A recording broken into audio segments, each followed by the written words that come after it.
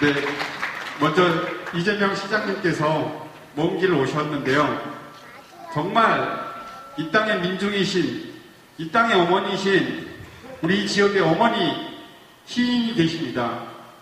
인면에서 오신 우리 어머님 두 분이 계시는데요. 어머님이 직접 쓰신 시집을 존경하는 시장님께 전달하고 싶으시다 하셔서 이 시간에 잠시 강원 선물을 전달해드릴 시간 갖도록 하겠습니다. 어머니 나오세요.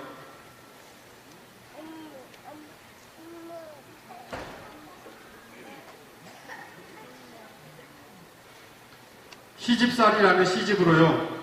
올해 2016년 한국방송공사 KBS에서 한글날을 맞이하여 특집으로 다큐멘터리로 제작되어 라디오 방송에서 30분간 방영된 시집 내용입니다.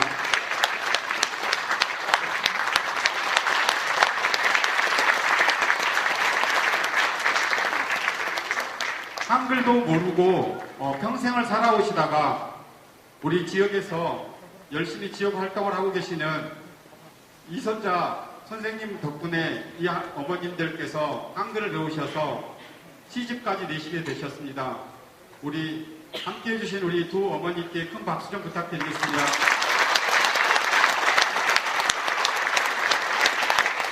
네, 그럼 우리 이재명 시장님의 강연을 듣도록 하겠습니다. 네, 반갑습니다. 이재명입니다.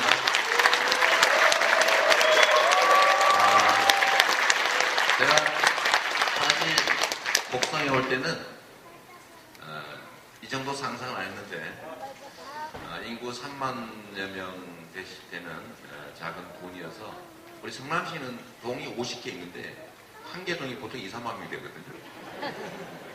좀 큰 동 한 개 규모 정도에서 얼마나 많은 분이 오실까 이렇게 생각해 봤는데 생각보다 너무 많이 오셔가지고 제가 놀랐습니다. 만나서 반갑고요.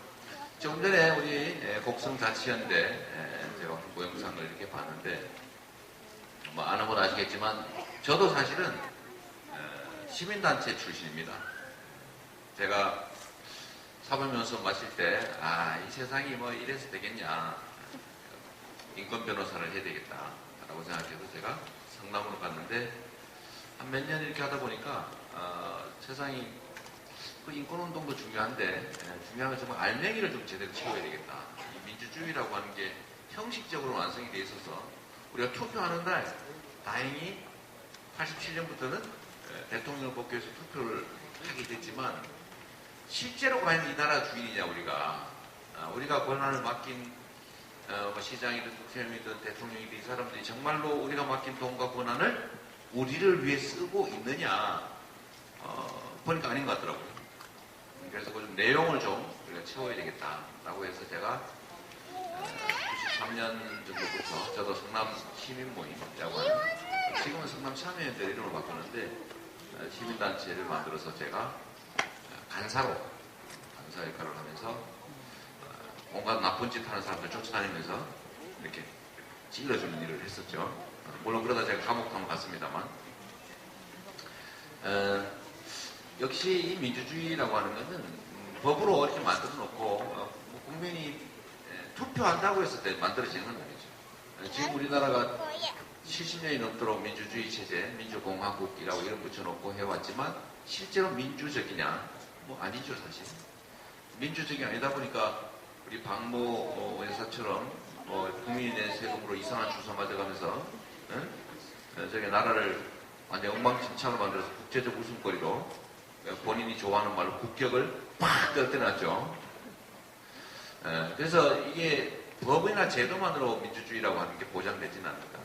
우리가 맡긴 돈과 권한이 실제로 우리를 위해 쓰여지는지를 우리가 일상적으로 감시하고 또 실제로 참여해야 그 내용이 생기는 거죠. 껍데기 있으면 뭐 하겠어요? 옛날에는 껍데기가 중요한 시대였는데 지금 껍데기 별로 안 중요하죠. 알맹이가 중요하죠. 그죠? 그래서 이 곡성자치연대 작년에 생겼다는데 좀 잘 되면 좋겠고요. 전 시민들이 곡성자치연대에 참여해서 회비 내기 어려우면 이제 보리 한 대 내고 1년에 그죠? 양파 한 단 내고 좋지 않습니까? 이렇게 내면서 우리는 곡성을 살만하게 만드는 우리 주민들의 연대체, 주민들의 조직체 이렇게 발전하면 좋겠습니다. 그래서 거기서 모여가지고 우리 복성 군수님들 오면서 전화 통화도 한번 하긴 했는데 군수도 그 참여 자치연대에서 뽑고 그죠? 그래서 거기서 공천하는 게 아니라 추천하는 거죠.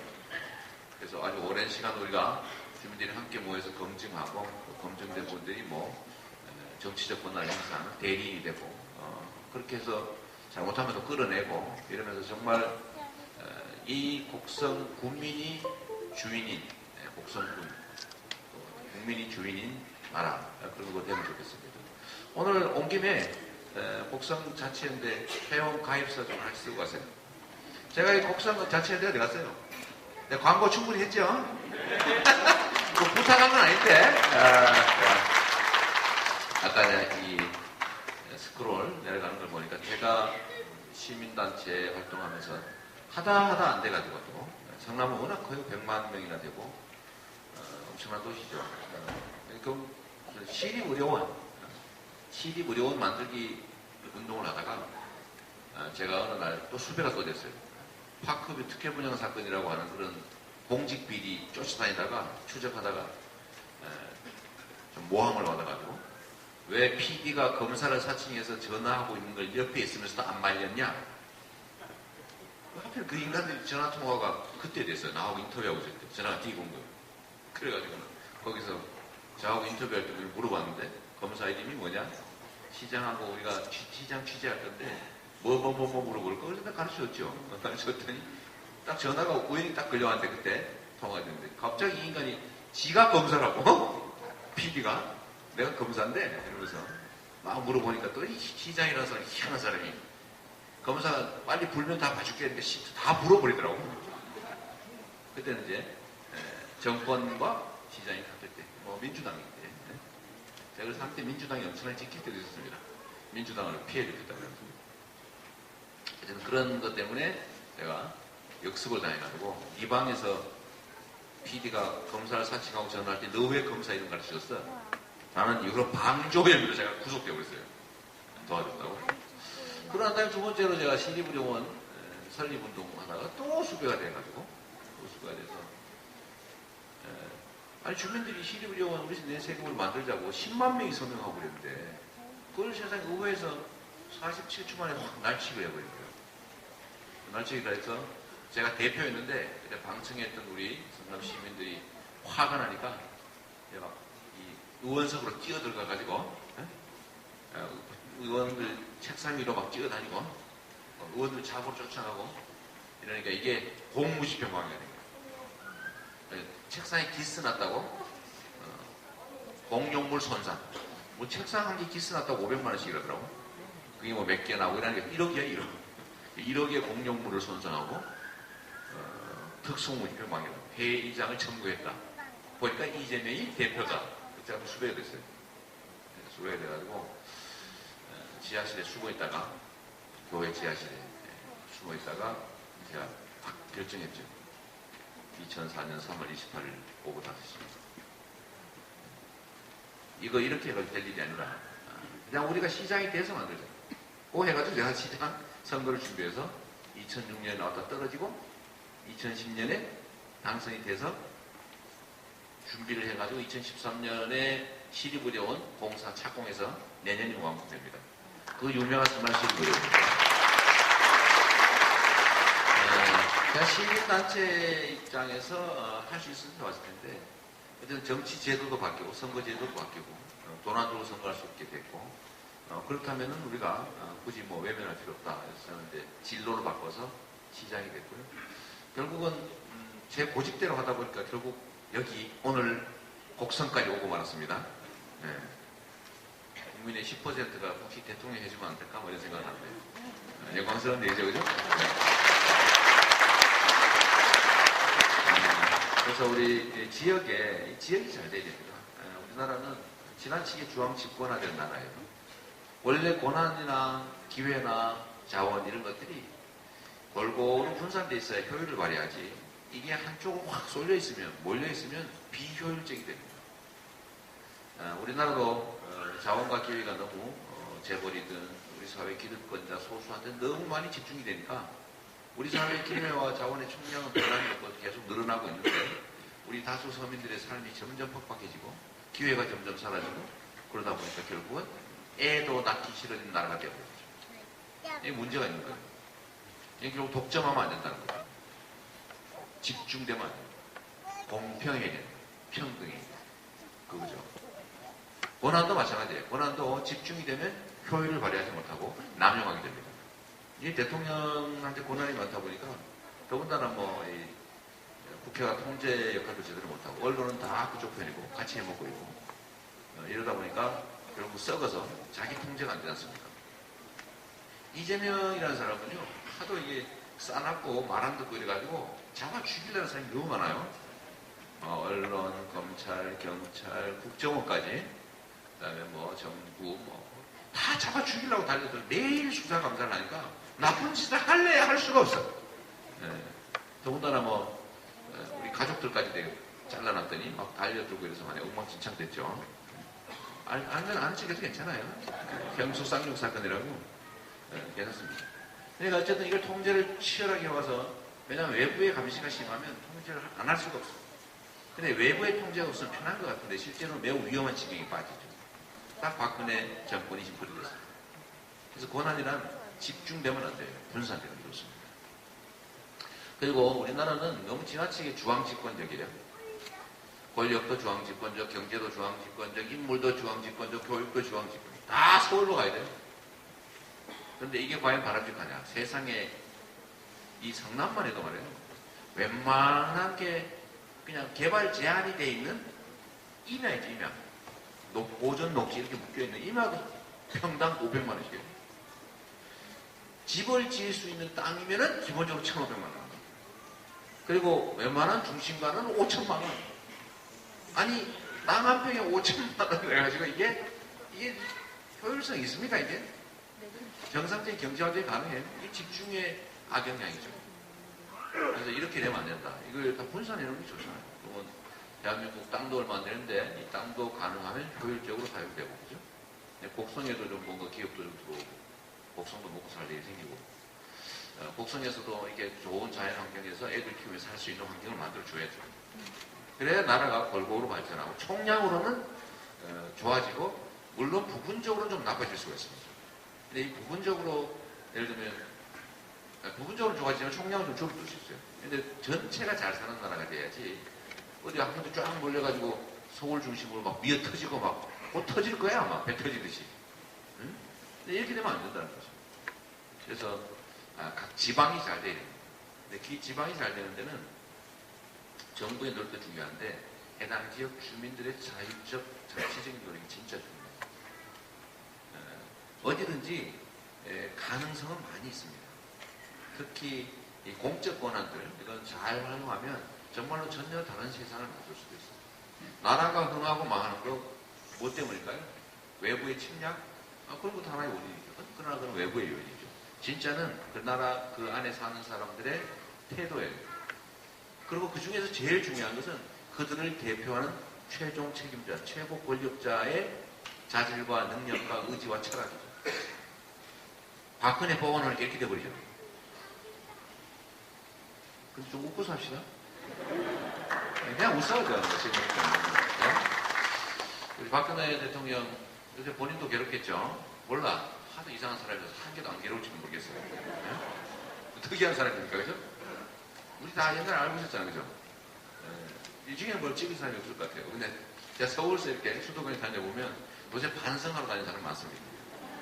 진짜 제가 찍었는데요. 진짜 죄송합니다. 어제 제가 서울 광진에 강연을 갔었는데, 그저께구나. 이렇게 갔는데, 광진에 나온 어떤 분이 그렇게 얘기하더라고요. 자기가 진짜 찍었다. 그런 줄 몰랐다. 이거 어떻게 하면 좋겠나? 어떻게 하면 좋겠는 앞으로 안 그러면 되는 거지. 어떻게 하겠어, 그죠? 모르는 우리의 잘못이지. 모르는 우리의 잘못이지. 근데 우리는 알았죠. 근데 아는 사람이 적었는지, 개표를 장난을 쳤는지는, 아니면 국정원이라서 하도 댓글로 이상한 짓을 많이 해서 그런지, 하여튼 결론은 그 사람이 대통령이 됐고, 그 결과는 나라가 좋아지는 게 아니라 확 망가지고 개망신을 당하는 상황이었죠. 전 세계 언론이 비아그라를 쓰고 있었잖아요. 코리아 프레지던트 비아그라. 네? 근데 무슨 뭐 이상한 이름의 주사도 많더군요. 뭐? 옥돔 주사? 아니 뭐지? 배곡주사. 죄송합니다. 처음 듣는 거라서. 아니, 그런 것도 사고 말이에요. 무슨 뭐 남성 발기를 오래 유지하게 하는 그런 약물도 그거 어디다 썼을까? 혼자서 하는 분들도 알고 있는데 그러니까 온 세계 언론에 이게 대한민국이 완전 방식이 됐어. 저한테 이제 이 트위터나 이런 걸로 연결된 해외 교포들이 많았어요. 진짜 창피해서 얼굴 들고 다니죠. 자꾸 물어본대요. 니네 나라 왜 그러냐? 우리는 똑같은 나라 사람이니까 서로 안 물어보잖아요. 창피하니까. 아니까. 근데 그 외국인들 진짜 궁금하대. 자기들이 전혀 못 겪어본 상황이 한국에서 벌어졌는데 한국 사람 만나면 너네 왜 그러냐? 이렇게 물어보는 거예요. 그 얼굴을 달고 다닐 수가 없다고. 선글라스 끼고 다니고 마스크 쓰고 다닌다고 그런 사람들이 있거든요. 이렇게 그냥 나라를 다 망쳐버리죠. 자 이제 다시 원래도 좀 더 들어와서 지금 상황에 대한 얘기를 좀 잠깐 하도록 하겠습니다. 지금 되게 혼란스럽죠. 앞으로 대한민국에 어떤 미래가 펼쳐질지도 잘 모르겠고 불안하고 그죠? 큰일 난 것 같고 위기. 근데 이럴 때일수록 우리가 복잡하게 계산할 필요가 없습니다. 그냥 있는 현실을 그대로 인정하고 우리가 할 수 있는 최선을 다하고 기본과 원칙으로 되도록 합니다. 복잡할수록. 그래서 저는 이 사건이 터지자마자 첫 번째 한 얘기가 대통령 그만 둬야 된다. 왜?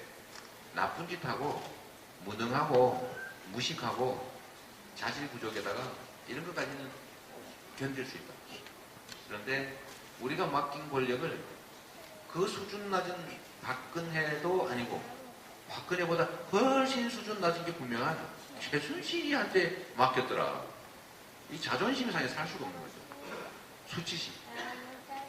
그리고 이들이 저지른 폐악질이 그냥 단순히 오늘 탐하고 나라 질서를 어지럽힌 정도가 아니라 그냥 국법 질서라고 하는 것을 완전히 깡그리 무시하고 그냥 대놓고 밟아버린 거예요. 이 나라가 법치주의 국가가 아니고 그들은 그냥 공화국의 일원, 평등한 국민이 아니라 그냥 이 나라를 지배하는 특수 존재라고 스스로 규정하고 그냥 마음대로 그냥 오빠 빨듯이 막 밟아버리고 이거 어떻게 받을 수 있겠어요? 이럴 때는 그만둬야지. 결국 저는 국민들이 그렇게 할 수밖에 요구할 것이다. 나의 마음도 그러니까. 그래서 결국은 퇴직. 그리고 정치권은 한 해 좀 빨리 해라. 시간 납니다. 이 사람은 절대 그만두지 않아요. 제가 확신했습니다. 절대로 스스로 그만둘 사람이 아니다. 국민 5천만 명이 원하고 500만 명이 길에 나와서 시위를 해도 안 물러납니다. 왜? 이때까지도 한 번도 나쁜 짓 하고 책임진 일이 없는 대한민국에 있었습니다. 여러분 한번 생각해 보세요. 앞으로 우리의 미래를 예측하는데 과거에 흘러온 게 반드시 참조가 됩니다. 우리 대한민국은 그렇게 약속했죠. 대한민국 정부를 수립하면서 또 그 이전에 3.1운동을 통해서 또 한참 그 이전에 동학혁명을 통해서 또 만주의 벌판에서 우리가 독립운동을 치열하게 하면서 원재산 다 갖다 버리고 목숨 바쳐가면서 결국 해방되고 난 다음에 대한민국 정부를 수립하면서 최종적으로 문서로 합의한 게 있습니다. 우리가. 그게 바로 그거예요. 헌법이라는 헌법. 대한민국 최고의 규범 헌법. 헌법의 핵심 가치는 다른 거 필요 없어요. 이 나라는 특정 소수가 지배하는 나라가 아니라 우리 모두가 함께 상의해서 만들어가는 공화국이다. 전제국이 아니라 공화국이다. 박근혜나 그 주변 몇 사람이 마음대로 지배하는 나라가 아니다. 공화국. 두 번째는 이 나라의 주인이 국민이다. 민주공화국. 그러니까 이 나라의 주인이 국민이고 함께 상의해서 만들어가는 공화국이니까 당연히 우리가 가진 자원과 기회는 또 부담은 공평해야 됩니다. 실질적으로 평등하고 또 공정한 경쟁이 보장된 진짜 자유로운 나라여야 되고 그리고 자기가 기여한 만큼 분배받는, 배분받는 합리적인 나라가 우리가 합의한 나라예요. 그게 민주공화국이죠. 이 민주공화국이라고 하는 합의를 해놨는데 문제는 이거를 우리는 지켜왔어요. 힘없는 다수 대중들은 다 지켜왔는데 이거 안 지키는 집단이 있었습니다. 바로 나라 팔아먹고 나라 분단시켜서 거기서 이익 보고 분단 고착화시켜서 휴전선에서 전쟁 일으키고 또 쿠데타 이렇게 해가지고 나라 통째로 뒤집어 엎고 심지어 사람 갖다가 수백 명을 학살하고 그리고 온갖 나라 돈 다 훔치고 부정부패한 이 집단들은 사실 한 번도 그런 나쁜 짓에 대해서 책임진 일이 없습니다. 책임진 일 없어요. 생각해 보세요. 전두환 재판 한 번 받고 수위 있고 저기 저 백담사 왔다 갔다 하는 폼 좀 잡고 있다 결국은 지금 배띠들로 살고 있어요. 나 27만 원밖에 없어요. 이렇게. 이 전두환이 저는 뭐 찢어 죽이자 이 말에 진짜 동의하는 사람입니다. 이 전두환이 노무현 대통령이 서거한 다음에 위로랍시고 이렇게 말했어요. 조금만 견디시지. 좀 더 견디시지. 있다고 소리를 했단 말이에요. 그거는 아마 위로랍시고 한 말일 겁니다. 나쁜 거 해도 시간 지나면 다 해결되는데 좀만 견디지 왜 그냥 그렇게 극단적인 선택했을까? 그 말이죠. 지가 그랬으니까. 지는 수백 명을 죄 없는 사람들을 죽이고도 그냥 재판 몇 번 받고 망신 몇 번 당한 다음에 멀쩡히 살아가지고 엄청난 재산 가지고 지금도 호의 받으면서 신호 막 통제해가면서 골프 치러 다니고 있잖아요. 그걸 본 거죠. 박정희는 책임졌습니까? 이승만은 책임졌나요? 그 주변에 있는 자들은 책임졌어요? 아무도 책임지지 않았어요. 그래서 박근혜도 믿는 바가 있죠. 내가 아무리 개판을 쳐도 결국 나는 월을 받거나 하지 않을 것이고 결국은 이 자리 기득권자의 자리로 결국 어떤 방식으로든지 되돌아올 수 있다고 확신하고 있습니다. 그러니까 저짓거리 하죠. 지금도 뻔뻔하게. 아니 한일 정보 군사정보보호협정을 왜 체결하는 거야 도대체? 아니 보통 사람이 미쳤다고 하겠는데 내가 보기엔 미친 것도 아닙니다. 그냥 정신 번쩍 차려 지 할 짓 계속 열심히 하고 있는 거죠. 왜? 지네 아버지가 일본군 장교였으니까 그런 것 같아. 응? 그의 아버지의 조국은 내가 보기에는 한국이 아닙니다. 일본이에요. 그런 세계 속에서 살아왔죠. 그러니까 일본에 막 퍼주고 싶나 보죠. 그래서 제가 매국 노라고 그랬어요. 매국 노왔죠. 일본이 북한과 다를 바가 뭐 있습니까? 군사 국방의 측면에서 북한이 남한을 침공했으니까 적성국가, 적대국가죠. 그죠? 그러면 북한이 남한을 침략하기 5년 전까지 한반도를 침략해가지고 지배하고 있던 일본은 적 아닙니까? 언제 면제부 줬습니까, 우리가? 언제 적대성이 사라졌죠? 적대성 사라지지 않았습니다. 여전히 자기의 침략국가, 침략 사실 인정하지 않고 사과하지 않아요. 그냥 우리가 원해서 어때잖아요. 강제로 사인시켜놓고. 그리고 지금도 여전히 독도 진해 땅이라고 우기고 계속 도발하고 있죠.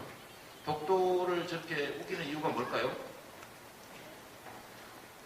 저거 나중에 독도를 차지하기 위해서 하는 짓이 아닙니다. 그건 부수인 거고 진짜는 뭐냐면 자꾸 싸움 짓을 걸어가지고 나중에 필요할 때 한반도를 군사적으로 침공하는 명분이에요.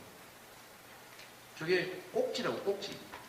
계속 깔짝깔짝거리고 있다가 어느 날 그거 분쟁을 핑계로 한반도로 군사적으로 밀고 들어오려고 오토를 갖고 있는 겁니다. 분쟁 지역화해 놓는 거예요. 근데 이런 일본한테 군사정보보호협정이라는 이름으로 한국의 군사정보를 넘겨준다고요? 왜 북한하고 하지 그래? 왜 북한하고는 안 하는데? 왜? 일본은 정치에 자신들의 정치적 입지에 도움이 되고 북한은 정치적 입지에 도움이 안 되니까? 반대겠지. 북한은 존재 자체가 자신들에게 도움이 되니까. 분단 체제 자체가 그들 기득권자들한테는 이 권력의 기반이거든요. 급하면 북한 핑계 대면 돼. 아무나 되면 종북이지 그러면 악소리 못하네. 네? 뭐 말만 하면 종북이래. 너 북한하고 너 북쪽으로 쳐다봐. 너 종북이지. 그러죠? 북한은 존재 자체가 그들에게는 기반이 되고 도움이 되고 긴장이 격화될수록 군사적 충돌의 위기가 높아질수록 보수 결집을 하기 좋죠.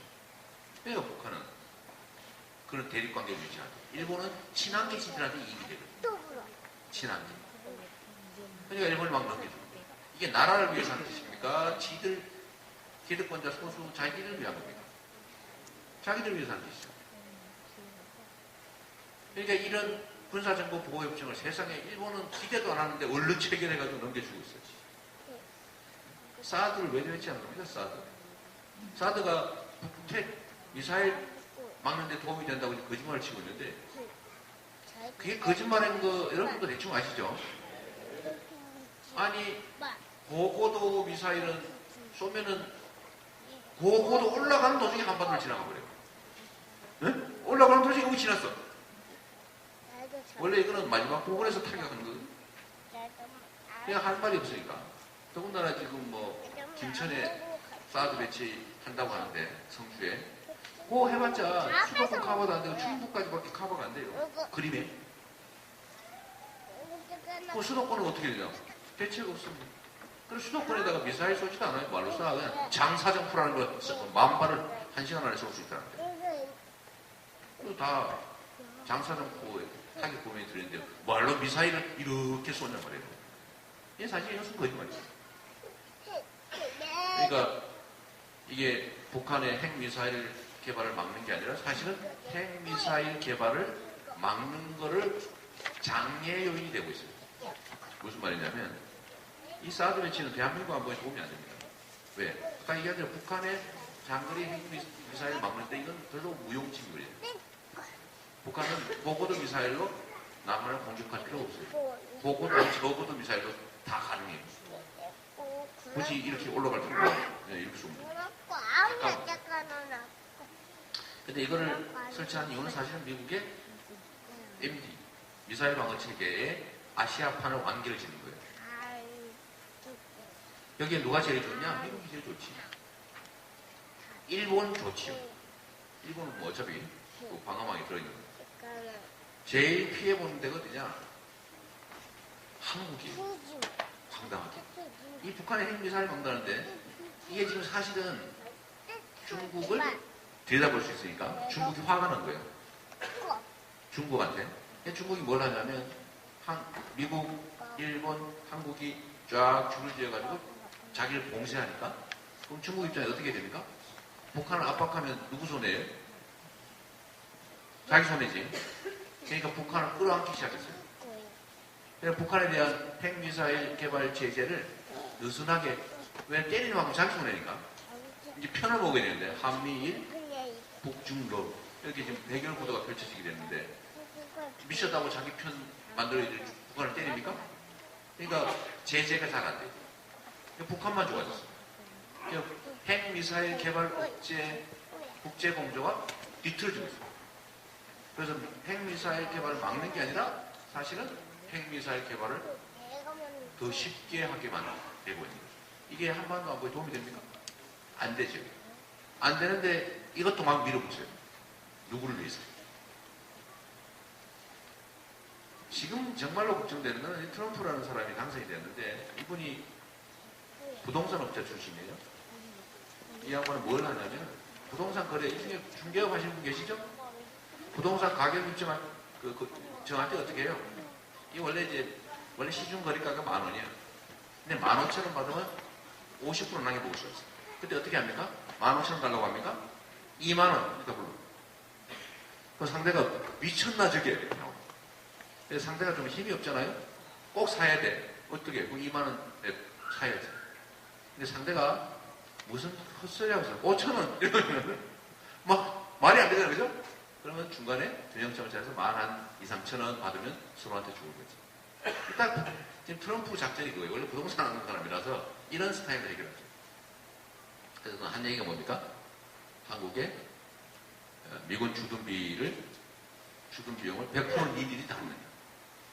지금 이미 우리나라는 미군 주둔 비용의 77%를 내고 있어요. 독일은 얼마 내고 있을 것 같아요? 독일 얼마 내고 있을 것 같아요? 빵원. 하나도 안 내고 있을 겁니다. 일본 얼마 내고 있을 것 같아요? 50% 내고 있습니다. 한국은 77% 내고 있습니다. 근데 이거를 100% 받겠다는 거예요. 왜 트럼프는 독일하고 일본 얘기는 안 하고 한국만 100% 받겠다는 얘기를 할까요? 봉이니까. 봉이니까. 그리고 한국은 때리면 나올 것 같으니까. 왜 일본 얘기하고 독일 얘기 안 했을까요? 거기 얘기해봤자 부작용세니까. 독일. 그래? 그냥 너 필요 없어 가. 이러면 어떡할 거예요? 오로지 한반도 남한 방어를 위해서만 와 있습니까? 그렇게 생각해요? 야, 진짜 한국 이쁘다. 우리 돈 들여가지고 북한 침략으로 좀 막아주자. 이렇게 하고 있어요? 미군의 세계 전략 때문이죠. 우리는 진주 지역을 제공하고 있는 거예요. 그리고 이미 미군은 여기 북박이 군대가 아닙니다. 신속히 동군. 다른 데 분쟁이 발생하고 다 빠져서 걸로 가서 나가는 걸로 이미 전략적으로 정리되어 있어요. 오로지 이 지역만을 위해서 있는 게 아니라 이 말이죠. 우리는 진주 지역을 제공하고 있습니다. 우리도 도움받는 게 있죠. 도움받는 게 있는 만큼 그들도 도움받는 게 있으니까 사실 그 적정한 비율만큼 부담이 되잖아요. 그런데 저는 그런 측면에서 보면 저는 분담비를 오히려 줄여야 된다고 생각해요. 원래 우리도 분담비 안 내게 돼 있었어요. 그러니까 우리는 기지만 제공하는 거예요. 원래. 근데 이거 90년대 초에 협정을 새로 했어요. 이 돈 더 내주기로. 압력이 넘어간 거죠. 지금도 뚜디면 돈 나올 것 같으니까 이런 일이 벌어졌는데, 만약 지금 상태로 주둔비 협상을 하면 어떡할까요? 달러 한 대를 다 줘야 됩니다. 달러 한 대를 다 줘야 됩니다. 한 9천억에서 1조 원. 9천억에서 1조 원이면 성남시에서 하고 있는 청년교단, 우산 산후조리, 교복 지원, 전국에 다 하고도 남습니다. 그 엄청난 돈을 더 주게 생겼어요. 왜? 이 권력자들이 국민을 위해서 일하지 않는 걸 알고 있는 거예요. 전 때리면 나옵니다. 얼마나 불행합니까? 그러니까 박근혜 정부가 뭐 했어요? 클린턴 트럼프 취임하기도 전에 사절단 보냈어, 지금. 원래 미국은 취임 전에는 공식적으로 사절단을 만나지 않는데, 근데 우리만 굳이 간 거야, 기어서. 오지 말라는데. 해달라는 대로 해드리겠습니다. 이게 나라의 일이에요. 근데 이들이 왜 이런 태도를 취하느냐. 국민을 위해서 일하지 않는 자들이기 때문에 그런 거예요. 대한민국 정부가 수립될 때 우리가 약속했던 평등한 나라, 그들한테는 예외예요. 모두가 자유로운 나라. 이 힘센 사람만 자유로웠어요. 공정한 나라. 전혀 안 공정했어요. 그냥 가난한 사람끼리만 공정했어. 누가 더 가난하나? 불합리하고 불법적이고 특권 반칙이 난무하는 그런 나라였는데, 이게 커지고 간땡이 보고서 오늘날 이 지경까지 와버린 거예요. 그래서 이번이 기회입니다. 위기는 기회죠. 이번이 우리가 확 한번 걷어낼 기회예요. 이게 원래 여러분 강아지 키우죠? 안 키워요? 개 키우는구나. 먹으려고. 왜 아니겠지? 우리가 강아지를 애완동물을 키우는데 원래 동물들은 절대로 배를 내놓지 않습니다. 그죠? 원래 배가 제일 약하기 때문에 우리도 뭐 위기가 좀 그래요. 왜냐하면 이 앞부분이 제일 약하기 때문에 본능이 작동하는 거예요. 그래서 강아지들이 원래 앉아놓고 이렇게 앉는 거예요, 원래. 근데 요새 벌러덩 누운 강아지들이 나타나기 시작했어요. 그죠? 얘 간이 배 밖에 나올 그래. 완전히 안전하구나, 이거. 이러고 다, 무슨 개가 이렇게 자요? 원래 동물들은 그렇게 안 자는 거예요. 위험하기 때문에. 본능적으로 배를 가리고 엎어서 자게 돼 있거든. 근데 요즘 강아지들이 주인이 워낙 이쁘다 하니까 이것들이 간이 배 밖에 나와가지고 배를 벌렁 내놓고 이렇게 자는 거예요. 딱 우리 박근혜 정권이 그렇죠. 그래서 이럴 때는 배를 찰싹 때려줘요. 네? 깜짝 놀라게. 그죠? 제가 인터뷰할 때 그 얘기를 하고 있어요. 깡패가 동네에 해패를 부리다가 사람들한테 딱 잡히면은 이 깡패가 눈치를 착 봅니다. 눈치를 딱 보고 성깔 더럽고 그런 것 같으면 딱 눈을 내릴까. 근데 사람들이 보니까 좀 착해 보이고 순해 보이고 그러면 때려봐 이렇게 일어나와. 그죠? 그럴 때 어떻게 해야 돼요? 팍 내미는 얼굴을 팍 지금 차라리 탄핵을 하라 이렇게 얘기했어요. 절대로 안 그만둔다 이거예요. 끌어내려봐. 끌어내려봐. 어? 너네 그 역풍이 있을 거야. 끌어내려봐. 어떻게 돼요? 빨리 탄핵을 해요. 빨리. 왜? 이때까지 한 번도 그런 일이 없었어요. 그래서 이번 기회에요. 우리가 정말 대한민국이 평등한 나라라는 사실, 이 대한민국이 국민이 주인이라는 사실을 한번 보여줘야 됩니다. 그래서 저는 내 꿈이 그림을 상상을 했잖아요. 그죠? 박근혜 대통령이 탄핵을 당하든지 사임을 하고 청와대를 차를 타고 나올 거 아닙니까? 앞에 딱 기다리다가 딱 문 열고 수갑을 팍 채워버려요.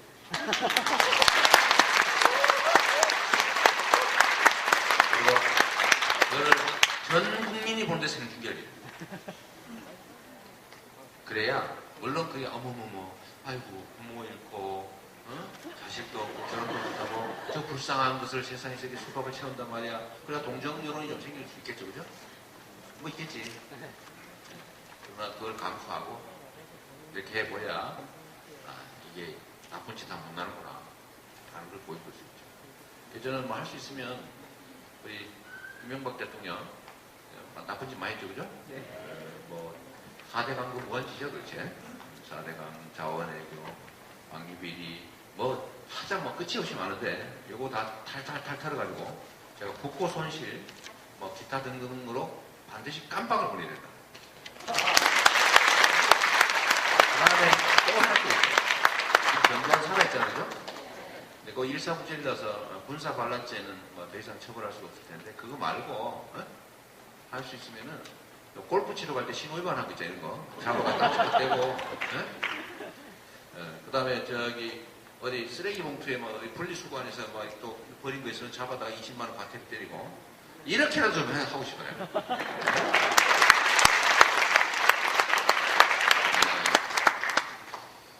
우리가 진짜 조심해야 될 게 하나 있습니다. 조심할 것. 우리가 정말로 치열하게 싸우거든요. 역사적으로 보면 조선이 망해갈 때 동학혁명 얼마나 많은 사람이 죽었습니까? 죽었고 그 다음에 4.19 혁명 또 그 다음에 5.19 또 87년 이렇게 계속 역사의 국면마다 치열하게 싸워서 그 과거의 구학들은 일단 제거하나 싶었는데 문제는요 우리가 이 혁명을 완결하지 못했어요. 맨날 끄트머리 가가지고 어떤 놈한테 내다바이를 당했어요. 네? 그러니까 해방 후에는 이승만이 안 돼. 4.19 혁명 뒤에는 박정희 안 돼. 5.18 투쟁 뒤에는 전두환이 안 돼. 6월 항쟁 뒤에는 노태우 안 돼. 이게 꼭 말판에 가서 내다바이를 당해가지고 철커덕 피로 되더라고요. 이번에도 그런 시도가 있습니다. 이번에도 국민들이 치열하게 싸워가지고 과거에 이 구학들을 걷어내나 싶었는데 이 구학들의 일부와 손을 잡고 얼굴을 싹 바꿔 성형을 한 다음에 다시 나타나서 국민들한테 우리 새 겁니다. 우리 개전했어요. 우리 그때 그 사람 아닙니다. 깊이 반성했습니다. 한 번만 기회를 주세요. 이러다 또 들어와가지고 다시 그 친일 독재 부패 세력들이 연명을 하는 상황으로 갈 가능성이 높습니다. 이걸 우리가 꼭 경계해야 돼요. 그러면 또 이 지리한 역사가 반복돼요. 이번에는 이 지리한 역사를 반드시 끝내야 됩니다.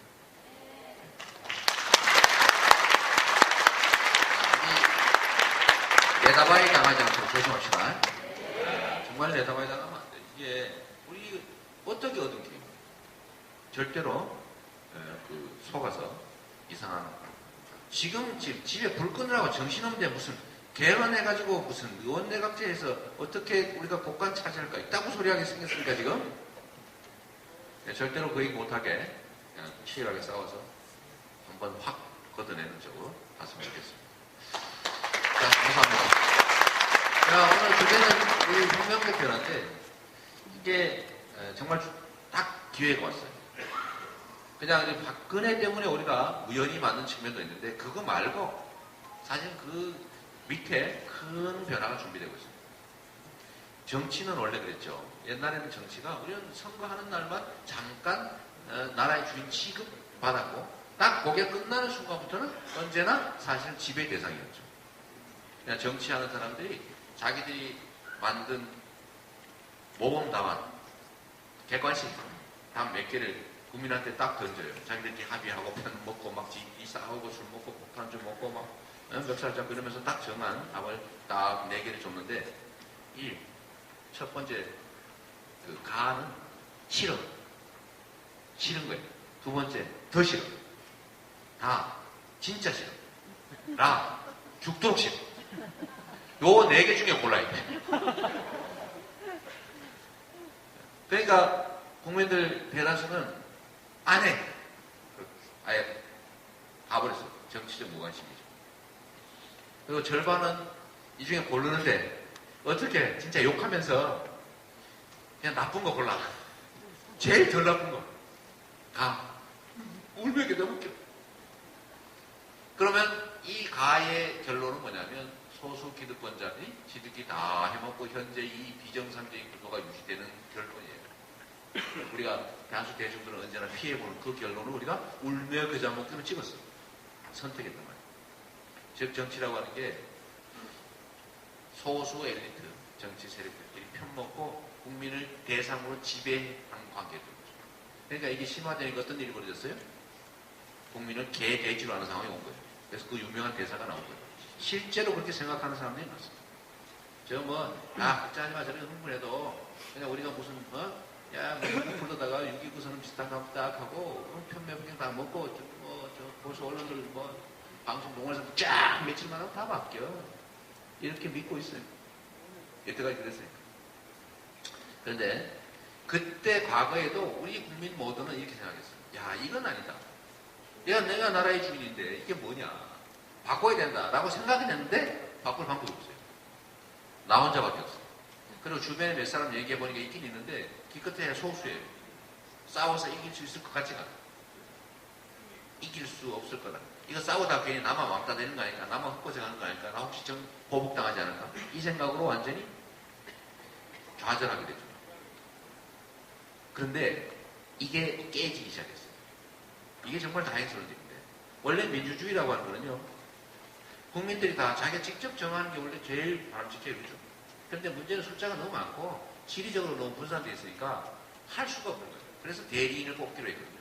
이게 정치인이라고 하는 대리인들 뽑는 거 이게 꼭 최선이어서 하는 건 아닙니다. 차선인 거지. 진짜 좋은 거는 당사자, 이해관계의 당사자인 나라의 주인이 직접 모여서 결정하는 게 최고예요. 근데 그게 전에는 안 됐던 거죠. 근데 이게 최근에는 가능한 상황이 되기 시작했습니다. 그게 뭐냐면 바로 정보화 네트워크예요. 여러분 다 스마트폰 들고 다니시죠? 네. 거의 다 들고 있을 텐데 요새 정보를 어디서 얻습니까? 다 신문 잘 안 보죠? 신문 오면 그걸로 이제 고기 튀길 때 좋긴 하지. 그 다음에 어디 벌레 끼는 데를 이제 깔게 하고 이런 거 하는 거지. 누가 신문에서 정보를 얻습니까? 다 스마트폰 보고 하는 거지. 이게 좋은 점이에요. 이게 전에는 정치인하는 사람들이 정보가 사람을 갖다 좌우하는데 사람들이 자기 엄청 똑똑한 것 같죠? 지는 엄청 잘한 것 같지? 그런데 거기다가 왜곡된 정보를 계속 주입하잖아요. 이러면은 사람이 그 정보에 따라서 판단이 바뀝니다. 여러분 요새 1배라고 있죠, 1배? 네. 북한이 600명을 보내가지고 광주에서 폭동을 일으켰다. 네? 이렇게 걔도 진짜 믿어요. 왜? 계속 그걸 봤거든요. 왜곡된 사진 이런 거 보고 가짜로 만든 사진들도 있어요. 저도 한때 1배였다니까. 제가 80년 그때는 공장을 다니고 있을 때인데 난 81년, 2년 대학 갈 때까지 계속 들은 바로는 광주 그래 폭도들이야. 제가 제 입으로 욕했죠. 저 폭도도 다 더 죽였어야 되는데 왜 저거밖에 못 죽였을까? 그 2차 가해를 위해 제가 가담을 했다는 거예요. 그래서 대학 가보니까 아니 완전히 반대했던 거죠. 제가 대호각성이었죠. 미안하고 쪽팔리고 이런 것들이 다 작동을 해서 저는 인생을 통째로 바꾸게 됐는데 아예 싹 바꿔서 원래 잘못 잘 살라나 이제 바꾸고 그랬거든요.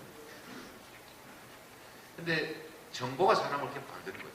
이게 예수님 부처님 수준이 돼도 계속 왜곡된 정보를 이렇게 일방적으로 주입하면 그렇게 판단할 수밖에 없는 거죠. 그게 인간이죠. 그래서 이걸 이용해가지고 정치를 하는 거예요. 정치 권력이 언론들하고 손을 잡고 자기한테 유리한 정보만 줘. 그럼 그 정보에 의해서 대중들은 자기는 똑똑하다고 판단하는데 실제는 주입된 정보가 엉뚱하기 때문에 판단 자체가 왜곡된 거예요. 이게 계속 반복되어 왔는데 이게 깨지기 시작했습니다. 그게 바로 네트워크입니다. 전에는 정보가 정치 권력과 언론을 통해서 이렇게 개인들한테만 정보가 전달돼서 개인들은 이게 칸막이가 쳐져 있었어요. 근데 이게 칸막이가 깨진 거예요.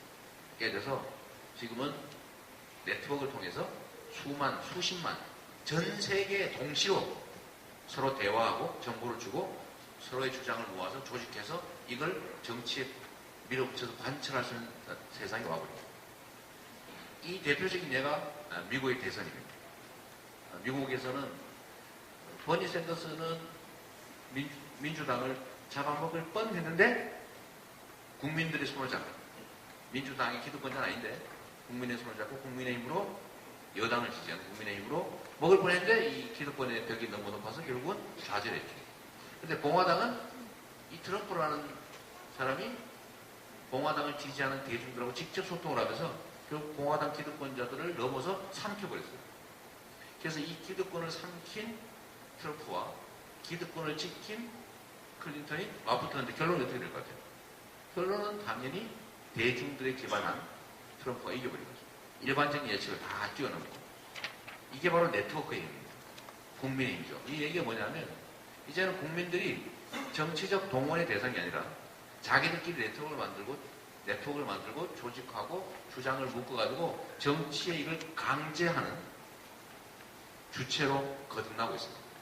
즉 정치와 국민의 관계가 거의 주와 종의 관계에서 거의 대등한 단계로 어쩌면 더 힘이 세진 단계로 전환되고 있습니다. 근데 우리나라는 그럼 어떨까요? 우리나라는 이것보다 더 환경이 아주 나쁜 측면으로 말하면 나쁘고 좋게 말하면 좋습니다. 우리나라는 정보화가 훨씬 더 많이 발전했죠. 그 다음에 미국 사회보다는 훨씬 더 모순이 심해요. 불평등이 더 심하다고 해요. 대중들이 정치 기득권자들에 대해서 가지는 불만의 강도가 미국보다 한국이 더 높습니다. 여기에 하나 더하기 요인이 있어요. 우리 한성질을 하죠. 한번 마음먹으면 튀겨. 역동적이라는 거죠. 그리고 여기에 하나 더하게 된 게 이번에 박근혜의 개입이죠. 이 네 가지 때문에 우리 사회도 엄청난 격변을 겪게 될 겁니다. 이제 정치권에서 만든 몇 개의 대중들이 마음에 안 드는 몇 개의 객관식 답안을 내면 대중들이 웃기는 소리 해야 되지만 다 필요 없어. 내가 그냥 주관식으로 내가 알아서 내가 쓸게. 이렇게 바뀌게 됩니다. 맞죠? 네. 그런 영향이 되고 제가 경험하는 바로는 이 국민들의 집단지성, 대중의 집단지성은 언제나 정치인들 머리 좋은 사람보다도 더 높습니다. 왜 그러냐? 이유는 단순해요. 이 기득권자들은 자기 이익을 지키는 게 아무래도 비중이 크기 때문에 잔머리를 쓰게 됩니다. 현상을 있는 대로 안 보고 자기한테 유리하게 해석해요. 행동은 당연히 자기 중심적으로 행동. 기득권자가 되면 그렇게 됩니다. 그러니까 당연히 대중들의 국민의 움직임 판단과는 자꾸 거리가 멀어지죠. 그래서 이때는 정치가 국민의 대리인임을 대리하는 행위라는 것을 우리가 증명하면 될 거죠. 지금 때가 왔습니다. 우리도 큰 격변을 겪게 될 텐데 우리가 준비하면 좋겠고 마지막으로 이 얘기하고 우리 질문 받는 시간 갖습니다. 그러면 이 속에서 한 개인이 그럼 우리가 뭘 할 수 있느냐? 그냥 세상 흘러가는 대로 그러면 갖고 우리는 그냥 연병 따라다니면 되느냐? 그게 아니죠. 요즘 세상은 한 명이 수백, 수천, 수만 명의 몫을 할 수 있는 사회가 됐습니다. 무슨 얘기냐면 지금 우리나라가 5천만 명인데 우리가 나는 한 명이니까 내가 열심히 하면 5천만 분의 1의 역할을 한다고 보통 생각하죠. 그래서 사실 무력감이 빠져요. 야, 내가 뭐 5천만 분의 1이 해서 뭐 하겠어. 내가 10명 해봐야 500만 분의 1인데 10명 해봤자 100명 해봐야 50만 분의 1인데 이 도대체 무슨 변화를 줄 수 있겠냐 이런 생각 들 수 있죠. 그런데 아닙니다. 제가 예를 하나 더 드릴게요. 세상은 정보가 움직인다고 했죠. 정보가 곧 권력입니다. 정보가 힘이에요. 다른 사람을 바꾸는 것은 가서 빌 필요 없어요. 아, 이렇게 좀 생각해주라. 이렇게 판단해주라. 이렇게 하는데 동의해달라고 빌어봤자 절대로 안 바뀝니다. 동정심에 좀 해줄지 모르겠지만 안 바뀌죠. 뭘 바꿔야 되냐? 판단의 기초가 되는 정보로 바꿔야 됩니다. 생각의 최종 결론에 이르게 되는 정보를 바꿔주면 결론을 바꾸지 말래도 저절로 바뀝니다. 우리 의원님들 계신데 선거운동할 때 선거 때 돼가지고 뭐 이거 막 들고 막 2번 이거 백날 해봐야 이거 지지가 올라가지 않습니다. 그거 보고 저 사람 뭐 있는 거 보고 저 사람 지지해야지 이럴 것 같아요? 천만에 만만의 콩떡이죠. 그렇게 안 하는 거죠. 그럼 뭘 해야 되냐면 평소에 정보를 바꿔줘요. 판단의 기초가 되는 정보를. 이 사람 원래 되게 착하다. 또는 이런 일을 했다. 앞으로 이런 일을 할 건데 그냥 빈말이 아니고 과거에 이런 걸 한 걸로 봐서 이렇게 할 가능성이 많다라는 객관적인 사실을 전달해주면 지지하지 말라고 합니다. 특히 제일 멍청한 선거운동이 뭐냐면 그 사람 후보 누구 아는데 그 사람 우리 오빠야 좀 한번 찍어줄래? 이렇게 좀 친구 사이인데 그래 못 찍어준다 할 수 없자 그죠? 그래 알았어 하고 뒤로 딱 돌아서 생각합니다. 친히 오빠 시장 군수되면 지들끼리 잘해먹겠지. 미쳤냐? 내가 너 찍어줄게? 이 사촌의 배를 너를 사도 배가 아픈단 말이에요. 아무것도 주는 거 없이 그거 왜 찍어줘요? 그러다 절대 안 바뀐다는 거예요 사실. 그러니까 이거는 부탁을 해서 바꿔주는 게 아니라 정보를 바꿔주는 건데 이 정보를 바꿔주는 게 얼마나 쉬운 세상이 됐습니까? 제가 아까 잠깐 얘기했는데 저는 언론에서 막 그렇게 얘기하니까 저는 진짜 폭도들인 줄 알았어요. 대학을 갔는데 선배들이 뭘 했어요? 유인물 밤새도록 만들어가지고 한 50장, 100장 도서관 위에서 어디 나무 위에 기어올라서 건물 꼭대기에서 다리 위에서 뿌리고 바로 잡혀서 다 1년씩 실형을 받았는데 그걸 첫 번째 확 뿌린 걸 보고 막 광주에서 뭐 어떻게 했고 뭐 어쩌고 저쩌고 써놓은 거 보고 제가 처음에는 아이고 이것들이 또 빨갱이가 이게 무슨 거짓말 하는구나 이거. 역시 학교에 빨갱이 많다더니 진짜네. 저 새끼 좀 빨리 잡아라 저거. 이렇게 생각했죠. 근데 이 2번, 3번, 4번, 5번 바뀌고 또 보고 하다 보니 어느 날 이게 진짜구나 이게. 사람은 3번 들으면 생각이 바뀝니다. 똑같은 얘기죠. 그러니까 국정원이 댓글 작업하고 있어요. 그러니까 이걸 보고 제가 판단이 통째로 바뀌게 되는데 제가 그걸 지금도 써먹고 있는 거죠. 근데 지금은 유인물을 만들어 뿌릴 필요가 없어요. 유인물 한 장을 뿌리는 대신에 우리 친구 팔로우 한 명을 늘리면 돼요.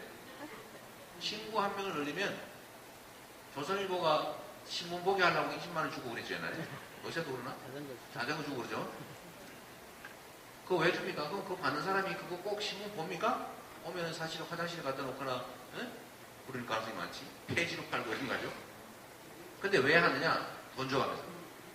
자기가 주장하는 정보를 전달할 루트를 한 개 갖고 하는 거예요. 한 부를 늘릴 때마다. 그게 120만 부, 150만 부 되니까 최고의 권력을 얻게 돼요. 그럼 우리가 주장하는 바를 전달할 루트를 120만 개를 만들면 영향력이 거의 비슷하게 된다고 말이에요. 근데 이게 얼마나 쉽냐고요. 밴드, 트위터, 카페, 페이스북. 저는 제가 한 거 하나 불러도 될까요? 트위터, 페이스북 페이지, 블로그, 카카오 스토리. 최근에는 인스타그램들. 그리고 지금 유튜브 하고 있어요. 이거 합치면 한 80만 명이 됩니다. 친구들이. 80만 명이면 엄청나죠? 이 80만 명이 그냥 보고 마느냐? 이 중에도 알겠지만 그냥 보고 아니고 또 좋아요만 누르고 그러죠? 리트윗하고 퍼나르고 캡처해가지고 게시판에 올리고 이러니까 어떻게 돼요? 이게 보통 한번 쓰면은 100만, 200만까지 막 전달되니까 이게 웬만한 언론사예요. 저는 굳이 언론에 막 나를 안 써주고 가끔씩 뭐 이상한 걸로 까고 그래도 전혀 슬프지 않아. 그냥 내가 쓰면 돼, 내가. 쓰면은 바닥으로 쫙 깔리는 거야. 이 중에 여러분도 그거 해주는 분이 많죠? 우리 팔로우 친구 많죠? 네. 제 SNS 친구 수를 한번 들으세요. 이것만 해도 얼마예요, 도대체? 지금부터 좀 더 많이 열심히 손가락 누르세요. 친구도 많이 늘리고. 그래서 이 정보를 전달할 루트를 많이 만들면 우리가 세상을 바꾸는 겁니다. 전에는 유인물 50장 뿌리고 1년 실형을 감수하면서 유인물 50장 뿌렸어요. 50명한테 그 정보를 전달하기 위해서. 지금은 평소에 노력만 조금만 하면 다른 사람 글 쓴 거 좀 좋아요 눌러주세요. 자기가 쓴 글에 다른 사람이 좋아요 눌러주면 기분 좋지. 그리고 이 싸구려 이모티콘이라도 하나 붙여주면 엄청 기분 좋죠. 근데 왜 자기는 안 하냐고. 눌러주세요. 누를 때만 망설이지 말고, 쪼잔하게. 이거 눌러야 돼 말아야 돼. 이거 전에 나 눌러줬나, 안 눌러줬나? 아유, 눌러주세요. 이러지 말고, 그거 돈 들어요. 이모티콘도 막 싸죠. 돈 한 돈 20원짜리도 아니고, 이거 웃는 거 싸구려 있잖아, 싸구려. 돈 한 돈도. 그거 만들어주면 얼마나 기분 좋아요. 그럼 나중에 내가 쓰면, 그거를 자기들도 해줄 거 아닙니까? 우리 인생은 다 기브 앤 테이크지. 주는 만큼 하는 거죠. 이렇게 해서 평소에 관계를 쫙 넓혀놓고 필요할 때마다 굳이 말할 필요 없어요. 그냥 손가락으로 몇 군데 눌러주면 그거 다 전달돼요. 그런 사람들 생각이 서서히 바뀝니다. 그래서 이게 바로 혁명이죠. 그래서 제가 이걸 손가락 혁명이라고 이름을 붙였어요. 이렇게 하면 진짜 세상이 바뀝니다. 그러니까 한 명의 몫이 행동하지 않는 사람들은 그냥 1이거나 제로예요. 행동하는 사람은 1부터 수백, 수천, 수만, 수십만까지 갈 수 있는 거예요. 저는 최소 수십만까지 가는 사람이 된 거예요. 언론에 의해서 키워진 사람이 아니라 언론은 좋게 써줄 일이 없어 솔직히. 이런 좀 대한 언론이나 마이너 언론 빼고는 맨날 욕이나 했지. 일부러 안 써줘요. 저는. 내가 좀 써달라고 막 종북이라도 좀 써달라고 내가 성주 가가지고 막 생 난리 치고 사드 배치 반대 운동이라도 한글도 안 씁니다. 내가 그걸 종북이라고 하면 내가 어떻게든 반격하려고 다 준비를 하고 있었거든요. 근데 기회를 안 주네. 그럼 어떻게? 그럼 내가 해야지. 내 손. 이런 측면이 하나 있고 또 한 가지는 이게 있습니다.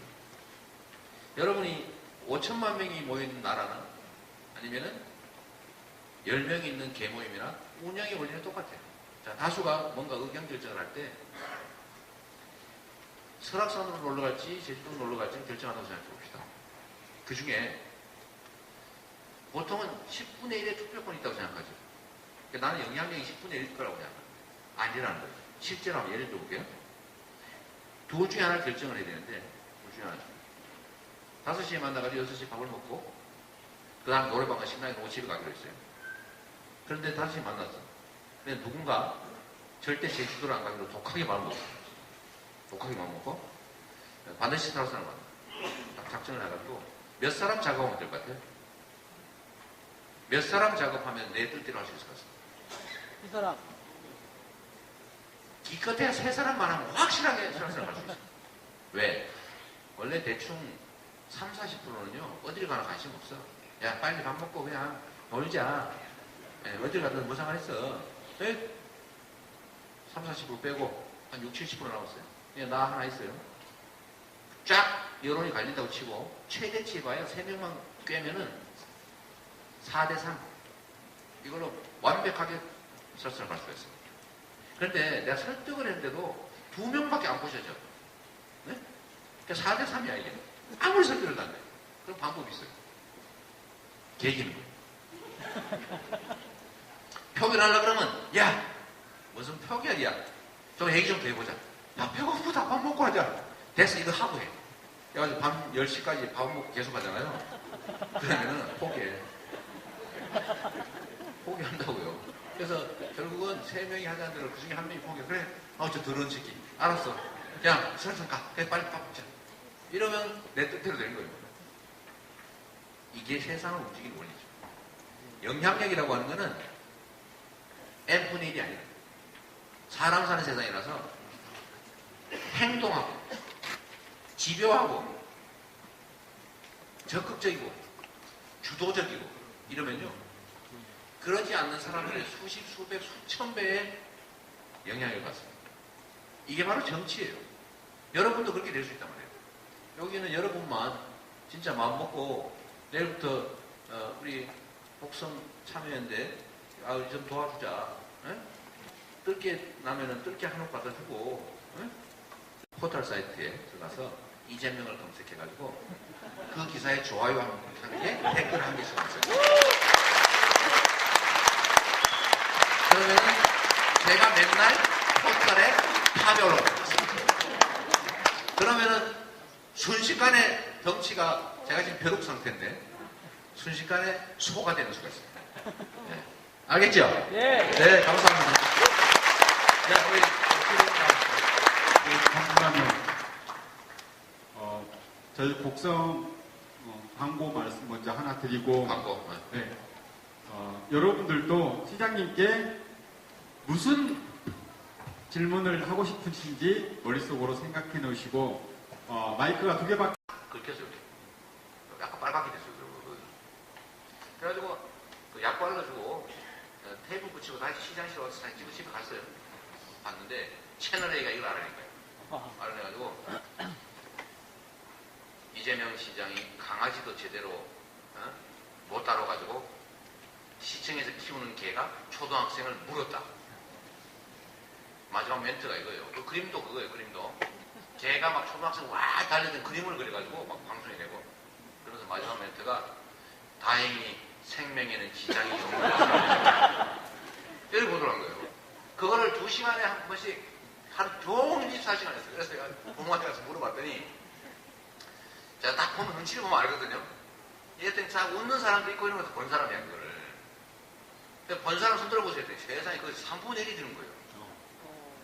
아니 근데 물어봤어요. 아니 농민운동가시고 사회적으로 이렇게 의미를 한다는 분들이 그 제일 종편 중에서 심한 채널A를 보면서 어떻게 그 이해가 안 됩니다.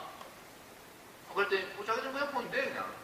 그래서 제가 속으로 야 큰일 났구나 이거 최근 세상에 이 시골에 그 운동한다는 농민운동가들조차 다 저걸 보고 있으니 다 이렇게 되지 않을까. 이 4.13 총선 직전에 모두가 그렇게 생각한 거예요. 나는 안 죽는데 다 그렇게 생각해요. 나는 안 죽는데 다른 사람은 속았겠지.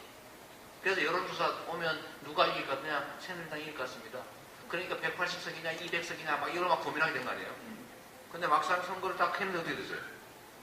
나만 안 죽는 게 아니라 다 안 죽고 있었어. 그래서 전혀 예측 못한 결과가 나와버린 거 아니에요.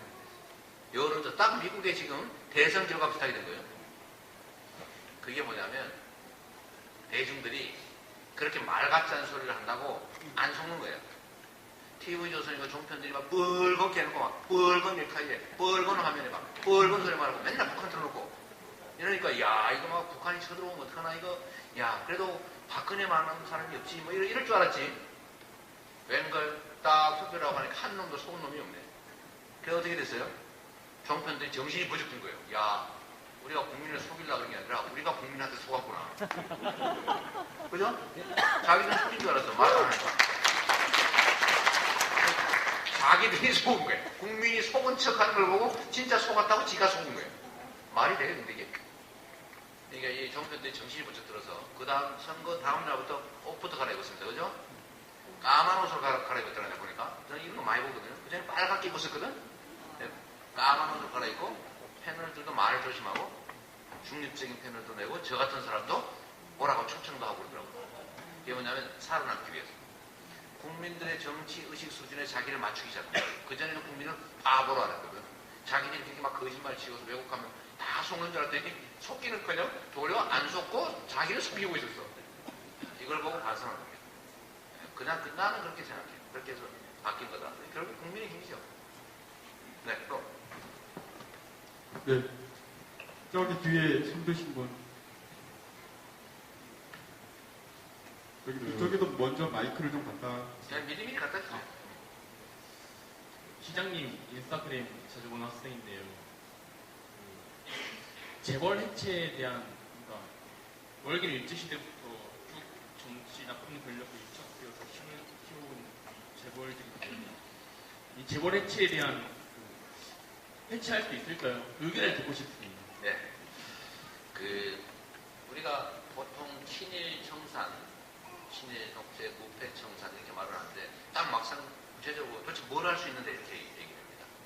근데 친일 독재, 부패, 학살 세력들을 청산하는 것은 사실은 현재 있는 부당한 기득권 체제를 깨는 거예요. 그리고 현재 있는 이 부당한 기득권 체제의 핵심은 정치인 것 같지만 사실은 정치나 아니면 검찰 같은 관료들이 아니라 사실은 경제 권력들이죠. 그 중에서도 재벌입니다. 이 재벌들은 계속 상속해오고 있죠. 그리고 영향력은 점점 커지고 있고 사실은 대한민국을 지배하는 것은 정치 권력이 아니라 경제 권력, 그 중에서 전 재벌이라고 봅니다. 그럼 이 재벌들을 통제해야 되는데 이 통제가 쉽나요? 이 재벌은 얘기를 해도 사실은 너무나 힘이 세고 뿌리가 깊기 때문에 다 두려워요. 얘기하는 것 자체가. 제가 페이스북이나 뭐 이런 데다 제 주장을 막 쓰면요. 웬만한 언론들이 그걸 써주거든요. 근데 어제 제가 그걸 했죠. 이재용 삼성 부회장이 상속을 하는데 국민연금에서 그쪽 편들어 주느라고 손해보는 걸 감수하면서 합병 찬성을 했죠. 그래서 뭐 한 5, 6천억 손해봤다 그래요. 저기 여러분들이 손해본 거예요. 여러분이 손해봤는데 연금 안 내세요? 네요. 많은 분들이 연금 안 내나 봐. 여러분들이 낸 연금에서 손해를 본 건데 이 손해를 통해서 이재용은 얼마 득을 받느냐면 8조 원의 득을 봅니다. 삼성물산이 삼성전자를 4.1% 지분을 갖고 지배하고 있는데 이 이재용 씨는 삼성물산에 한 주도 없었어요. 제일 모직이라고 하는데 지분이 20몇 프로 이렇게 있었죠. 그걸 삼성물산하고 합병을 하면서 삼성물산의 17%를 확보하면서 최대 주주가 됩니다. 그러니까 삼성물산이 삼성전자에 가지고 있는 4.1% 지분, 8조 원어치를 자기가 권리 행사할 수 있게 됩니다. 근데 여기에 우리 국민들이 돈을 대주고 김영표는 박근혜가 시키니까 할 수 없이 가서 손들어 줬고 박근혜는 그거 해주는 대신에 최순실이가 돈을 받은 거죠. 무슨 소리인지 모르겠어요? 알겠습니다. 신고가 사야죠. 이게 사실은 이번에 최순실 게이트에서 이제 박근혜 게이트로, 박근혜 게이트에서 박근혜 더하기 새누리 게이트라고 우리가 이름을 붙였지만 실제로는 그 이번 사건의 핵심은 바로 재벌들이에요. 다 재벌에서 나온 얘기 아닙니까? 재벌 부탁 들어주느라고 생긴 일이야. 사면, 무슨 면세점, 무슨 뭐 재벌 승계, 무슨 사업권 다 이거 해주는 거를 정부가 정치 권력들이 도와주다가 이 사단이 벌어지는 거예요. 진짜 머리는 박근혜, 몸통은 새누리, 손발은 김무성, 유승민 이런 사람들이고 그거 뿌리, 진짜 뿌리는 바로 재벌들. 그래서 이 재벌들을 우리가 손봐서 통제하지 않으면 이거 정치 권력 아무리 바꿔도 거기에 묶여서 아무것도 못합니다. 우리가 사실 경험한 거예요 이미. 그냥 세상에 노동자가 2천만 명이고 노동자가 잘 살아야 국민이 잘 사는 거고 노동자에 대한 부당한 착취나 노동자에 대한 부당한 탄압들을 하지 말아야 노동의 몫이 늘어나는데 이 나라는 이상하게 맨날 노동자 괴롭히고 노동조직 죽이고 뭐 노동자들 괴롭히는 노동법 하나도 안 지켜도 처벌 하나도 안 하고 그러니까 기업들은 노동자 알지 우습게 하는 거죠. 노동부는 맨날 기업품 만들어. 그러니까 이 노동자들이 대다수인 우리 국민들은 제대로 살 수가 없는 거죠. 그런데도 정치하는 사람들 맨날 친기업 행세하고 있어요. 아니 누가 뭐 반기업 하랍니까? 친기업을 하되 기업들이 공정하고 투명하게 경쟁하는 사회를 만들어야 된다니까. 지금 재벌들이 뭘 하고 있냐면 우리나라 중요한 기업들은 다 재벌이 차지하고 있죠. 기업 영역은. 그리고 이 재벌들 5%도 안 되는 지분을 가지고 그 엄청난 재벌 기업을 다 지배하고 있어요. 부당하게 지배를 하고 있는 거죠. 이걸 규제해야 될 거 아닙니까? 근데 안 해. 그러니까 어떤 짓을 하냐면 자기가 예를 들면 가족 구성원이 하나 들었어. 사위가 하나 들었어. 아니, 아는 뭐 손자를 하나 낳았어요. 그럼 이거 먹고 살게 될 거 아닙니까? 그럼 회사 하나 만들어. 그런 다음에 이 재벌 대기업 계열사를 동원해가지고 10,000원짜리를 20,000원에 사주고 20,000원짜리를 10,000원에 주고 이런 짓을 해가지고는 저희 어느 날 갑자기 배가 벌렁 불러요. 그리고 재벌 대기업 계열사들은 다 이만큼 자기 이익을 주는 거죠. 그러니까 부당 상속을 하는 거예요. 돈 한 푼 안 들고.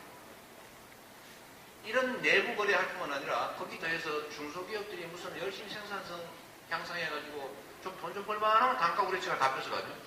기술개발 벤처기업들이고 뭐고 열심히 기술개발을 하면 그거 확 뺏어가버리지. 기술 탈취해가지. 그런 기술 탈취나 단가 우레치기 부당하게 해도 제재가 없어요. 노동법 아무리 여기고 최저임금법 아무리 여기고 주 52시간 일하지 마라, 일시키지 마라, 처벌한다 했는데도 주 52시간 일하는 사람들이 무려 360만 명. 이러다 보니까 이게 OECD 국가 중에서도 멕시코 다음으로 이게 말이에요. 한국 사람.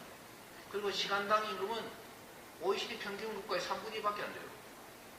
그러니까 이게 일은 죽으라고 하고 월급은 적고 그 이익이 다 어디로 가냐? 다 이 재벌 대기업한테 다 들어가는데 문제는 그런데도 불구하고 맨날 재벌 편이에요. 그래서 우리는 식당 같은 거 해가지고 1년에 8,800만 원 더 벌면 세금을 35% 내는데 아니 무슨 35조 원을 벌어도 세금을 15%밖에 안 내요. 이게 나라입니까? 이게 전부 다 이 재벌이라고 하는 경제 권력들한테 정치 권력이 놀아나면서 모든 제도를 다 그쪽을 유리하게 만들어놨어요. 이걸 깨야 되는데 문제는 그게 만만치가 않은 거죠. 그래서 재벌 개혁은 지금 현재 있는 법령 범위 안에서 할 수 있는 게 꽤 많아요. 일단은 자기 가진 지분 이상의 권한 행사를 못하게 만들어야죠. 국민연금 의결권 행사해야죠. 이사 국민조서에 뽑아서 넣어야지. 왜 가만히 있고 맨날 그 소수 주주 표만 들어줍니까? 다 밤에 뭘 먹어서 그렇겠지 아마도. 그런 거 못하게 하는 거. 내부 거래하면 다 배임죄로 처벌하고, 중소기업 기술 탈취, 단가 올려치기 하면 전부 징벌 배상해가지고 뺏는 거에 수백 배 물어내게 만들고 걸린 게 그거니까. 서양에서는요 기술 탈취나 이런 부당한 근로기준법 위반 이런 거 하면 징벌 배상을 회사가 망해버립니다. 위반할 생각을 안 해요. 그러니까 그런 거 못하게 하고. 노동조직에 대한 지원을 강화해서 노동자의 힘을 키워야죠. 키워서 대등하게 사용자들하고 경쟁할 수 있게. 노동자들이 회사 망하게 생겼는데 적자라는 회사에 월급 올려달라고 그러겠어요? 그러지 않는단 말이에요. 자기도 살아야 되니까. 그래서 그런 정상적인 경쟁이 가능한, 공정한 경쟁이 가능한 경제를 만드는 거예요. 그게 곧 재벌에 대한 대책이죠. 그래서 저항이 엄청나겠지요. 그러니까 거기는 돈 받아먹은 놈 다 죽여야지. 다 올라가가지고.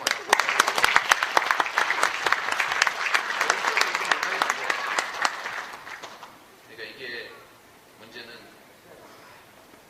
정책이나 법이 없어서 못한 게 아니라 두려워서 못한 거예요. 기득권자들의 저항과 반발이 무서워서 못하는 거죠. 그래서 첫째 필요한 것은 용기예요. 두 번째는 의지입니다. 의지. 세 번째는 추진력이고 결국 이게 있어야지 우리가 방법이 없어서 못하는 게 아니에요. 방법은 다 나와 있어요. 그래서 생각보다는 행동이 중요합니다. 싱크탱크가 필요한 게 아니라 액트 탱크가 필요한 누가 되시나요? 그죠?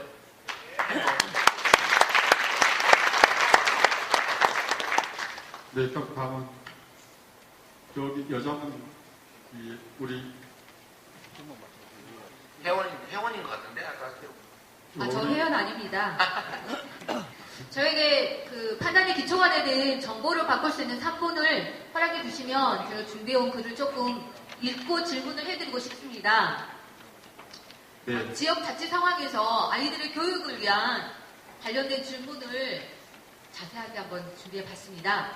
학교의 식장이라고 불리는 곳이 있습니다. 교실 1칸 내지 2칸 정도의 공간과 1만 권에서 2만 5천 권 정도의 책을 보유하고 있는 곳, 바로 도서관을 말합니다.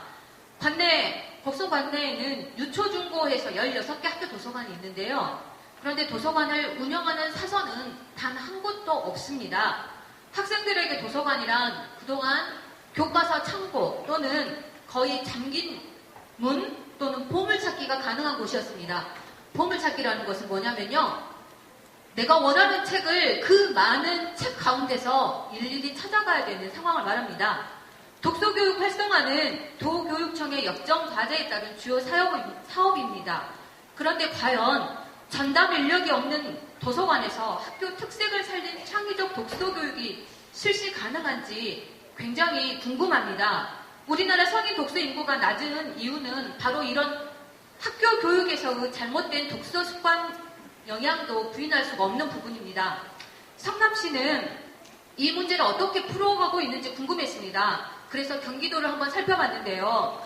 전국에서 학교 도서관 전담 인력인 사서나 사서교사 배치율이 사실 가장 높은 곳이기도 했습니다. 한 65% 정도 되더라고요. 그에 비해서 우리 전라남도를 살펴봤더니 전라남도는 현재 827개 중에서 사서교사가 단 38명 있습니다. 그리고 나머지 28명의 수뇌사서를 통해서 각 지역의 729개의 학교들을 업무를 지원할 수 있도록 그렇게 배치했습니다. 학교 도서관에 저희가 월 1회 정도, 저희는 곡성의 관내 학교 도서관이 16개밖에 안 돼서 월 1회 정도 가고 있는데요. 도서의 수서부터 정리, 관리 및 폐기까지, 또 관리자 교육이나 독서 교육, 이용자 등록까지 아무도 알아두지 않는 업무가 상당히 과중합니다. 한 개 도서관이 아닌 16개를 지원한다는 것 자체가 업무량이 얼마나 되는지 상상이 안 가실 겁니다. 월요일부터 금요일까지 주 5일로 학교 지원을 나가도 한 달에 20일 정도 되어서 월 1회 정도 손해한다고 보시면 되는데요. 제가 우려하는 점은 이번에 도교육청 학교 도서관 정책이 새로 바뀌어서 지원 체제가 생기고 학교 도서관 순위 사서가 공공도서관은 흡수되게 됩니다. 그러면 현재보다 사실상 학교 지원이 하루 일수가 더 줄어들게 됩니다. 지금도 이제 질문이 나옵니다. 네. 효율적인 정책이라고 생각하면서 수립하고 있는 정책이 실행되었을 때도 현장에서 보았을 때 오히려 이 정책이 거꾸로 가고 있다라는 건의가 들어올 수 있는 상황이 생길 것입니다. 그래서 두 가지 질문을 드리고 싶습니다. 먼저 아이들의 교육복지에 아이들의 행복한 독서교육은 도서관의 역할과 뗄래야 뗄 수 없는 관계인데 도서관 전담 인력 필요성과 확충에 대한 시장님의 의견을 듣고 싶고요. 두 번째 질문은 시행되는 정책이 현실과 역행이라고 보았을 때 그 정책이 계속 시행되는 것에 대해서 시장님이라면 어떻게 하셨고 또한 어떻게 하실 것인지 굉장히 궁금합니다. 네, 뭐 좋은 말씀 많이 들었고요. 결론은 돈 문제죠. 그리고 재정 문제로 시작되는데 책을 많이 읽어야 되고 도서관에 사서가 많이 배치되면 좋고 뭐 당연한 얘기죠. 문제는 언제나 재정 문제예요. 지금 교육청들 아시겠지만 이 박근혜 정부가 들어와서 한 일 중에 여러 가지가 있는데 국민의 의식을 통일하는 것도 있었지만 또 한 가지 지방자치를 사실상 없애는 것도 하나의 중요한 목표였어요. 그 중에 하나가 교육자치를 사실상 알맹이를 빼는 걸 시작했습니다. 재정적 탄압을 가해가지고 교육청들이 일을 못하게 만들어요. 그 방법이 뭐냐면 누리과정 예산을 덮으시고 그러니까 교육청들이 돈이 없다 보니까 지금 경기도도 보면 학교에 배치되는 그 비정규 직원들을 막 줄이고 있습니다. 그래서 성남시는 교육 지원 정책을 좀 많이 하는 편인데 제가 교육에 각별히 관심이 많아서 교육이라고 하는 게 사람들을 진짜로 평등하게 만드는 거잖아요. 자라나는 시기에 교육계가 공평해야 사람들이 진짜로 평등해지니까 저희가 성남시 예산으로 교육청이 지원을 해서 성남시 학교에 교육 사업을 하고 있는데 우리가 보조교사 1학년 보조교사를 작년에 재작년에 보내줬습니다. 1학년 때. 근데 올해부터 보내지 말라는 거예요. 그 돈 안 받겠다 이거예요. 왜 그러냐 했더니 나중에 이게 교육청 재정으로 혹시 계속해야 되는 상황이 발생하면 자기들이 감당할 수 없대요. 고민적으로 심각한 문제에 봉착할 수 있다면 안 하겠대요. 이재정 교육감이 미안하다 그러면서 안 하겠다고 하더라고요. 우리가 학교에 상담사도 보내준 사업을 하는데 학교 상담사도 보내지 말라는 거예요. 그래서 우리는 돈을 붓긴 했어요. 한 20억. 붓긴 했는데 이게 참 슬픈 현실이죠. 교육청을 압박하고 또 지방자치단체들도 압박해가지고 너 복지정책 이거 하지 마. 다 하지 마. 새로 하려는 거 못하게 금지시키고 심한 영 안 되니까 성남시장은 승질이 들어오서 자꾸 달려드니까 아예 돈을 뺏어버리자. 그래서 한 1,200억 정도 돈을 성남시 세금을 뺏어서 전국에 나눠주겠다. 이런 황당한 짓을 벌였죠. 그것 때문에 제가 농성도 하고 지금도 싸우고 있습니다만 결국 재정 문제인데 이 재정에 대해서 정부가 간섭이 많아서 사실은 제대로 쓰이지 못하는 측면이 있어요. 무슨 말이냐면 여러분도 이 국성은 문화 규모가 작으니까 다를 수도 있는데 해당 자치단체들의 1인당 예산을 한번 쭉 살펴보세요. 자치단체 1인당 예산을 살펴보면 사실은 이런 데가 더 많습니다. 1인당 예산. 물론 이런 데는 시골이니까 뭐 기반시설 비용이나 이런 데는 많이 들어가긴 하죠. 도시들끼리 비교해도 성남시가 다른 도시보다 1인당 예산이 더 적습니다. 같은 도시끼리 비교해도. 그런데 성남시는 왜 이렇게 복지정책이 가능하냐면 이유가 있어요. 성남시는 정부의 지원을 받지 않습니다. 시민들이 세금을 많이 냅니다. 한값 건물값 비싸니까. 정부의 지원을 안 받는 대신에 자율성이 있어요. 정부의 지원을 안 받으면 정부가 잔소리를 해도 속된 말로 개길 수가 있어요. 하지 마. 그리고 해버려 그냥. 또 덜불면. 상관없는 거지. 미워하. 언론군이 하는 건데. 그런데 만약에 곡성이나 이런 광주 이런 데서 속된 말로 개겠다. 이러면 교부세. 이걸 확 깎아버려요. 그러니까 이게 정부가 척을 주면 이 독자적인 정책하려다 정부가 척을 주면 이 동네로 들어오는 국가 보조금, 교부세가 줄어들 수가 있기 때문에 찍소리를 못하는 거예요. 하라는 대로 해야 돼. 복지정책 폐지해. 그러면 네, 폐지하고. 야, 하지 마. 그러면 안 하고. 이거 해. 그럼 또 시키고. 공사비, 공사업자한테 더 줘. 그럼 찍소리 못하고 주고. 얼마나 황당한 짓을 했냐면 얼마 전에 전국의 자치단체한테 시장에서 거래되는 공사 가격보다도 7%씩 더 비싸게 표준품셈으로 주라는 지시를 내렸어요. 성남시만 거부하고 있습니다. 그거 거부해서 성남시는 1년에 75억씩 아끼고 있어요. 그거 가지고 교복도 해주고 뭐 치과 진료도 해주고 하는 거죠. 다른 자치단체는 찍소리 못하고 시킨 대로 하고 있어요. 예산 낭비를 하고 있죠. 이게 무슨 말이냐면 재정의 자율성이 있으면 그걸 아끼면 딴 데 쓰고 인심을 얻을 수가 있어요. 우리처럼. 근데 이 재정의 자율성이 없는 곡성이나 뭐 광주나 다른 전국의 98% 거의 다 경기도 연습지와 서울시 빼고는 서울시장도 정부하고 싸울 수 있는 게 정부의 교부금 지원이 없어서 그렇습니다. 근데 다른 데 대부분은 아끼면 정부에 반납해야 됩니다. 딴 데 못 써요. 계속 아끼잖아요. 아끼면 내년부터 교부금을 깎아 덜 필요하구나 이렇게. 이런 황당한 지방자치를 하고 있기 때문에 각 지방자치단체들이 이 예산을 최대한 아껴가지고 다른 사업을 한다는 게 불가능합니다.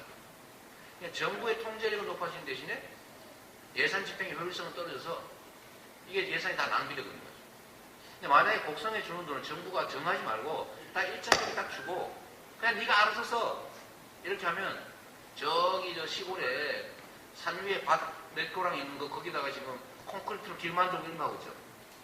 그거 보셨어요? 안 보셨어요? 맞아요. 그런 거 하고 이제 엄청난 돈이 들어갔거든요. 왜 그런 짓 하냐고요. 그 차라리 돌로 잘 골아 쓰면 되지. 거기 꼭 정비해가지고 콘크리트로 도로를 만들어야 되겠어요?